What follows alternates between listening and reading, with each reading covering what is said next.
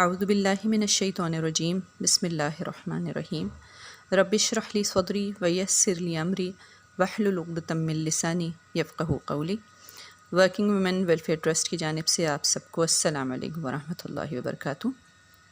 آج ہم سورہ فاتحہ اور پہلے پارے کا ایک کوئک ریویو کریں گے۔ علامہ اقبال فرماتے ہیں، تیرے ضمیر پہ جب تک نہ ہو نزول کتاب، گرہ کشا ہے نہ رازی نہ صاحب کشاف۔ یعنی جب تک کہ قرآن آپ کے کانشنس کو نہ جھنجھوڑے، اس وقت تک نہ امام رازی کچھ کر سکتے ہیں نہ صاحب کشاف یعنی علامہ زمخشری۔ امام رازی نے قرآن کی عقلی دلائل کے ساتھ تفسیر کی، اور صاحب کشاف یعنی علامہ زمخشری نے اس کے ادبی محاسن بیان کیے۔ دونوں 7th سینچری کے بہت بڑے مفسرین میں سے ہیں۔ لیکن علامہ اقبال کہتے ہیں کہ جب تک کہ قرآن کا نزول آپ کے دل کو ٹچ نہ کرے، اس وقت تک کوئی تفسیر فائدہ نہیں دے سکتی۔ تو اللہ سے اس دعا کے ساتھ آغاز کرتے ہیں کہ جو کچھ بھی ہم اللہ کے کلام میں سے پڑھنے جا رہے ہیں، اس کو ہمارے دل میں اتار دے۔ سورہ فاتحہ افتتاح کرنے والی صورت ہے، ابتدا کرنے والی صورت ہے۔ اس کے بارے میں ایک جگہ قرآن میں فرمایا ہے سبع من المثانی ہے، یعنی یہ وہ 7 آیتیں جو بار بار دہرائے جانے کے قابل ہیں۔ پورے قرآن کا خلاصہ ہے، اس میں ادب آداب سکھائے گئے ہیں، بندے کو دعا کا طریقہ سکھایا گیا ہے، ہدایت کی اہمیت بتائی گئی ہے۔ نماز میں سورہ فاتحہ کی تلاوت فرض ہے، مس کر دیں تو ہماری نماز ہی نہیں ہوتی۔ تو ایک طرح سے ایسنس آف قرآن ہے۔ اللہ کی تعریف اور حمد سے شروع ہوتی ہے کہ حمد میں تعریف بھی آتی ہے اور شکر بھی آتا ہے۔ الحمد للہ رب العالمین، یعنی کہا گیا تمام تعریف صرف اللہ ہی کے لیے ہے جو رب العالمین ہے۔ رب کے بھی بہت ہی وسیع معنی ہیں۔ مالک اور آقا بھی ایک مطلب مربی اور پرورش کرنے والا، خبر گیری کرنے والا، نگہبانی کرنے والا۔ اور رب جو ہے وہ حاکم بھی ہوتا ہے، فرما روا بھی ہوتا ہے، منتظم بھی ہوتا ہے۔ اور پھر فرمایا گیا یہ صرف ایک کا یا ایک دو کا یا ایک عالم کا نہیں، بلکہ رب العالمین ہے، تمام جہانوں کا رب ہے۔ ایک عالم یہ دنیا کا ہے، ایک عالم آخرہ کا ہے، ایک عالم ارواح ہے، ایک عالم جنوں کا ہے، ایک فرشتوں کا ہے، ایک جانوروں کا، ایک عالم نباتات ہے، ایک عالم حیوانات ہے، جمادات ہے، اور پتہ نہیں کتنے ہم جانتے ہیں جو نہیں ہیں۔ ان سب عالمین کا جو رب ہے وہ اللہ ہی ہے۔ پھر اس کے بعد فرمائے اس کے 2 ایٹریبیوٹس، الرحمن الرحیم۔ رحمان خود بہت مبالغے کا صیغہ ہے کہ وہ نہایت رحم کرنے والا ہے، اور پھر اس کے ساتھ رحیم فرمایا گیا کہ بہت ہی مہربان بھی ہے وہ۔ تو یعنی دونوں کے تقریباً ملتے جلتے مطلب ہیں، لیکن رینفورس کرنے کے لیے دونوں الفاظ ایک ساتھ استعمال کیے گئے۔ پھر کہا مالک یوم الدین، یعنی وہ روز جزا کا مالک ہے۔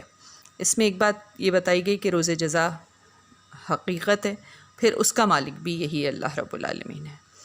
ان ایٹریبیوٹس کے بعد اگلی آیت میں ہم کہتے ہیں ایاک نعبد و ایاک نستعین، ہم تیری ہی عبادت کرتے ہیں اور ہم تجھی سے مدد مانگتے ہیں۔ یعنی یہاں سے پلورل میں بات شروع ہو گئی، میں تیری ہی عبادت کرتی ہوں اور میں تجھی سے مدد مانگتی ہوں نہیں ہے، بلکہ ہم تیری ہی عبادت کرتے ہیں اور ہم تجھی سے مدد مانگتے ہیں۔ یعنی ہمارا صرف اللہ سے رشتہ ہی نہیں کہ ہم اس کی عبادت کرتے ہیں، بلکہ ہم مدد بھی اس کے سوا کسی سے طلب نہیں کرتے۔ اور مدد ہم کس سلسلے میں مانگتے ہیں کہ اہدنا الصراط المستقیم، کہ تو ہمیں سیدھا راستہ دکھا دے۔ اور پھر آگے کلیئر کر دیا گیا کہ نہ ان لوگوں کا راستہ جو مغضوب ہوئے، نہ ان کا جو ضالین ہیں۔ تو نبی کریم صلی اللہ علیہ وسلم نے اس کی تفسیر میں فرمایا کہ ماتوب اور ضالین سے مراد یہودی اور عیسائی ہیں۔ اس دعا کے بعد سورہ بقرہ شروع ہوتی ہے الف لام میم حروف مقطعات سے۔ پھر اللہ تعالیٰ پہلی جو بات کر رہے ہیں وہ کہتے ہیں ذالک الکتاب لا ریب فیہ، یعنی یہ وہ کتاب ہے جس میں کوئی شک نہیں ہے، یعنی اس کی کسی بات میں شک کی کوئی گنجائش نہیں ہے۔ اور اس کے علاوہ اگر اس سے پہلے لوگوں کو کوئی شکوک و شبہات تھے تو وہ ختم کرنے کے لیے کتاب نازل کی گئی۔ پھر 3 طرح کے لوگوں کا ذکر ہے، متقین، کافرین اور منافقین۔ متقین کے بارے میں تو فرمایا گیا کہ ان کو اس کتاب سے فائدہ ہی فائدہ ہے، اس لیے کہ یہ ھدی للمتقین ہے، پرہیزگار لوگوں کے لیے یہ ہدایت ہے کتاب۔ اور ان کی نشانیاں کیا بتائیں کہ وہ غیب پر ایمان لاتے ہیں، نماز قائم کرتے ہیں، جو رزق ہم نے ان کو دیا اس میں سے خرچ کرتے ہیں، جو کتاب تم پر نازل کی گئی یعنی محمد صلی اللہ علیہ وسلم پر، اور جو ان سے پہلے نازل کی گئی تھی ان سب پر ایمان لاتے ہیں، اور آخرت پر بھی یقین رکھتے ہیں۔ اور ان کے بارے میں فرمایا کہ یہی راہ راست پر ہیں اور یہی فلاح پانے والے ہیں۔ پھر اس کے بعد کافرین کا ذکر آیا اور کہا کہ یہ وہ لوگ ہیں جو جھٹلا دیتے ہیں۔ ان کی حالت ایسی ہے کہ ان کی کانوں پہ اللہ نے مہر لگا دی ہے اور آنکھوں پہ پردہ ڈال دیا ہے، اور ان کو تم چاہے کتنا ہی بتاؤ یہ نہیں پلٹیں گے، ان کے لیے عذاب عظیم ہے۔ پھر منافقین کا ذکر کیا کہ یہ منہ سے تو کہتے ہیں کہ یہ ایمان لائے ہیں، لیکن ان کے دل کی حالت ویسی نہیں ہے، ایمان لانے والوں جیسی نہیں ہے، اور یہ سمجھتے ہیں کہ یہ اللہ کو دھوکہ دے رہے ہیں، لیکن اللہ تعالیٰ اصل میں خود ان سے مذاق کر رہا ہے۔ پھر اس کے بعد بہت پیاری تمثیل میں اندھیرے اور روشنی کی مثال دے کے سمجھایا گیا کہ گھٹا ٹوپ اندھیرے میں ایک آدمی نے روشنی کر دی، لیکن اس آدمی کو کیا فائدہ ہو سکتا ہے جس کی بصارت ہی سلب ہو گئی ہے، جو نابینا ہو گیا، اس کو اس روشنی سے بھی کوئی فائدہ نہیں ہو رہا۔ تو یہ اللہ تعالیٰ نے کافروں اور منافقوں کی مثال اس سے دی ہے کہ نبی کریم صلی اللہ علیہ وسلم کے ساتھ ہدایت کی روشنی اللہ نے زمین پہ بھیج دی، لیکن بہت سے لوگ ہیں جن کو اس سے کوئی فائدہ نہیں ہو رہا۔ پھر اس کے بعد اللہ تعالیٰ نے کھلا چیلنج دیا ہے کہ فَأْتُوا بِسُورَةٍ مِّن مِّثْلِهِ، کہ اگر تمہیں شک ہے کہ یہ کلام اللہ کی جانب سے نازل نہیں ہوا تو پھر تم اس جیسی ہی صورت بنا لاؤ کوئی۔ اور یہ ابھی تک کھلا چیلنج ہے کہ آج تک کوئی قرآن کی طرح کا اس کی مثل کوئی کلام نہیں لا سکا۔ پھر اللہ تعالیٰ نے کہا کہ اگر یہ نہیں کر سکتے تو ڈرو، اس سے ڈرو جس نے یہ کلام نازل کیا ہے۔ پھر فرمانبرداروں کے لیے خوشخبری سنائی۔ آگے مچھر کی مثال سے بات سمجھانے کی کوشش کی اور کہا کہ جن لوگوں کو بات سمجھنی ہوتی ہے وہ ایسی چھوٹی مثالوں سے بھی بات سمجھ جاتے ہیں، اور جنہیں نہیں سمجھنی ہوتی ان کے لیے کوئی مثال کارآمد نہیں ہوتی۔ پھر فرمایا کیف تکفرون باللہ وکنتم امواتا فاحیاکم، کیسے تم اس اللہ سے کفر کرتے ہو جبکہ تم مردہ تھے اور پس اس نے تمہیں پیدا کیا۔ یعنی ہم سمجھتے ہیں کہ ہم پہلے زندہ ہیں اور بعد میں ہم مر جائیں گے، اللہ تعالیٰ کہہ رہے ہیں تم پہلے مردہ تھے اور پس اس نے تمہیں پیدا کیا۔ ثم یمیتکم، وہ پھر تمہیں موت دے گا، ثم یحییکم، وہ پھر تمہیں زندہ کرے گا، ثم الیہ ترجعون، اور پھر تم اسی کی طرف لوٹائے جاؤ گے۔ تو اللہ تعالیٰ اس سوال کر رہا ہے کہ آپ کیسے کفر کرتے ہیں۔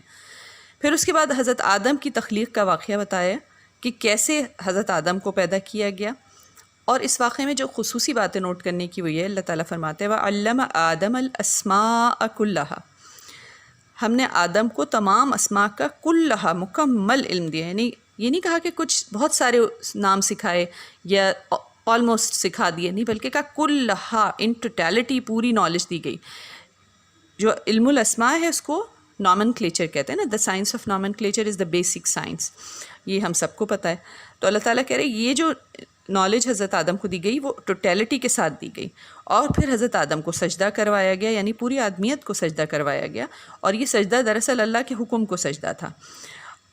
ابلیس نے اس سے انکار کیا، اور پھر اللہ کے دربار سے اس کے نکلنے کا اس میں ذکر ہے کہ کیسے اس کو نکال دیا گیا، اور باقی ساری مخلوق نے سجدہ کیا اور حضرت آدم کی اس حیثیت کو تسلیم کیا کہ وہ اللہ کے نائب اور اس کے خلیفہ ہیں، اور ساری چیزوں کو اللہ نے اس طرح آدم کے لیے مسخر کر دیا۔ اس کے بعد حضرت آدم کی لغزش کا اس میں ذکر ہے کہ ان سے غلطی ہوئی، حضرت آدم اور حوا اس درخت کا پھل کھا گئے جس سے اللہ نے ان کو منع کیا تھا، پھر انہوں نے اللہ سے کلمات سیکھ کر توبہ کی اور ان کو معافی مل گئی۔ یہ کانسیپٹ غلط ہے کہ سزا کے طور پر زمین پر اتارا گیا، یہ مسکنسیپشن ہے۔ قرآن ہمیں بتاتا ہے کہ معافی مل جانے کے بعد زمین پر آزمائش کے لیے اتارا گیا۔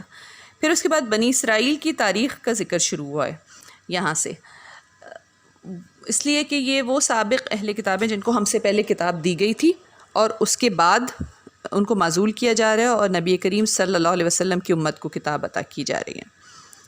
تو اللہ تعالیٰ ان کو کہتا ہے تَأْمُرُونَ النَّاسَ بِالْبِرِّ وَتَنْسَوْنَ أَنفُسَكُمْ، کیا تم لوگوں کو نیکی کا حکم دیتے ہو اور اپنے آپ کو بھول جاتے ہو؟ یعنی ایک تو ان کی یہ غلطی بتائی جا رہی ہے، پھر اللہ تعالیٰ ان کو تلقین کر رہا ہے کہ تم صبر اور نماز سے مدد لو، ساری دنیا پہ جو تمہیں فضیلت دی گئی تھی اس کو یاد کرو۔ پھر اللہ تعالیٰ کہہ رہا ہے اس وقت کو یاد کرو جب ہم نے تمہیں فرعون کی غلامی سے نجات دی تھی، سمندر کو پھاڑ کے تمہارے لیے راستہ بنا دیا تھا اور تمہارے سامنے تمہارے دشمن کو اس میں غرق کیا تھا، موسیٰ کو کتاب اور فرقان عطا کی، یہ بھی ایک بہت بڑی نعمت تھی۔ لیکن اس کے باوجود بھی جب حضرت موسیٰ کو اللہ تعالیٰ نے بلایا تھا تو پیچھے ان لوگوں نے بچھڑے کو معبود بنا لیا تھا، اس کا ذکر کیا گیا۔ پھر اللہ تعالیٰ نے کہا اس کے باوجود بھی ہم نے تمہیں معاف کر دیا تھا، تب تم نے اس سے بڑھ کر یہ مطالبہ کیا کہ نر اللہ جہرہ، ہم اللہ کو آنکھوں سے اپنی سامنے دیکھ لیں، اعلانیہ خدا کو موسیٰ سے کلام کرتے نہ دیکھ لیں جب تک ہم نہیں مانیں گے۔ پھر بھی اللہ نے اتنے بڑے اس کے بعد بھی ان کو معاف کر دیا، ان پہ من و سلوہ نازل کیا۔ اس کے بعد انہوں نے اس کی بھی ناشکری کی اور کہا کہ ہمیں ساگ اور دال اور ترکاری چاہیے۔ پھر ان کو پانی کی ضرورت پڑی تو اللہ نے کہا کہ پتھر پہ عصا مارو تو پانی کے 12 چشمے پھوٹ پڑے۔ پھر بھی انہوں نے اللہ کی آیات کا انکار کیا اور پیغمبروں کو ناحق قتل کیا۔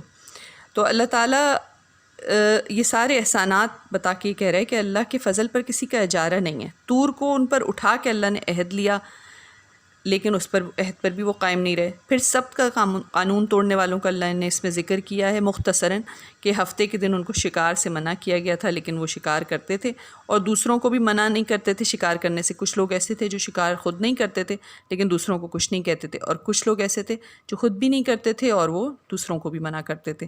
3 طرح کے لوگ تھے، ان کا تفصیلی ذکر آگے آئے گا۔ پھر اس کے بعد 8ویں رکوع میں اللہ تعالیٰ نے وہ آیت نازل کی جس سے اس کا وجہ تسمیہ ہے سورہ بقرہ کا، کہ ان اللہ یأمرکم ان تذبحوا بقرہ، اللہ تعالیٰ تمہیں حکم دیتا ہے کہ تم ایک گائے ذبح کرو۔ اور یہ اس لیے کیا گیا تاکہ ان کے اندر جو گائے پرستی اور جو اس کو گائے کی حرمت یا اس کی عظمت کا وہ ایک کانسیپٹ آ گیا تھا، اس کو اللہ تعالیٰ ختم کرنا چاہ رہا تھا۔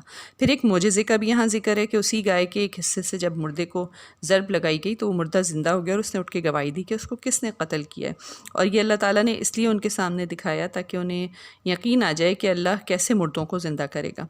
لیکن یہ ساری چیزیں بتانے کے بعد اللہ تعالیٰ پھر کہہ رہے ہیں ثم قست قلوبکم فہی کالحجارہ او اشد قسوہ، یہ سب کچھ دیکھنے کے بعد بھی تمہارے دل سخت ہو گئے، پتھروں کی طرح سخت، بلکہ سختی میں ان سے بھی کچھ بڑے ہوئے، اس لیے کہ پتھروں میں تو کوئی ایسا بھی ہوتا ہے جو پھٹ پڑتا ہے اور اس میں سے پانی نکل آتا ہے، کوئی ایسا بھی ہوتا ہے جو اللہ کے خوف سے لرز کر گر بھی پڑتا ہے، لیکن تمہارے دلوں پہ کوئی اثر نہیں ہوتا۔ یعنی جو یہ کلام تھا، آیا تھا، اور یہ جو ان کو ایک امامت کا منصب ملا تھا، اس سے ہونا ہی چاہیے تھا کہ ان کے دل نرم ہو جاتے، لیکن ان کے دل اور سخت ہو گئے۔